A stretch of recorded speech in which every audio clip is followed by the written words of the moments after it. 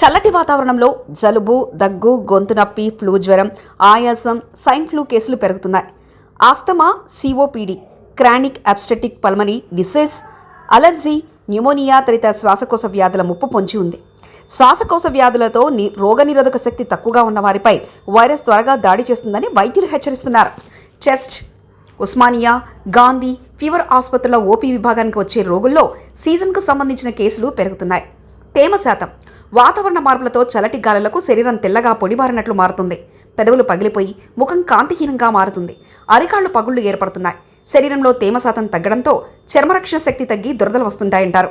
ముఖంపై పొడిబారడం వల్ల పగుళ్లు వస్తాయని వైద్యులు వివరించారు. చేతులపై పగుళ్లు మాదిరి తెల్లటి గీతలు వస్తాయన్నారు. ఈ తరహా సమస్యలు మధుమేహం రోగులకు వస్తే ఇబ్బందులుంటాయని, ఇన్ఫెక్షన్ పెరుగుతుందని పేర్కొంటున్నారు. ఇక దగ్గు, ఆయాసం. వాతావరణం చల్లంగా ఉండడంతో ప్రజలు సీవియర్ అలర్జీ బ్రాంకైటిస్ బారిన పడుతున్నారు. వాతావరణ మార్పుతో వైరస్ శక్తివంతం కావడంతో ప్రజలపై దాడి చేస్తుంది. దీంతో దగ్గు, ఆయాసం, గాలి పీల్చుకోవడం వంటి సమస్యలతో బాధపడే వారి సంఖ్య బాగా పెరిగింది. 5-6 రోజుల్లో తగ్గే జబ్బు, అలర్జీలు ప్రస్తుతం వారం నుంచి 2 వారాలు ఉంటున్నాయని వైద్యులు తెలిపారు.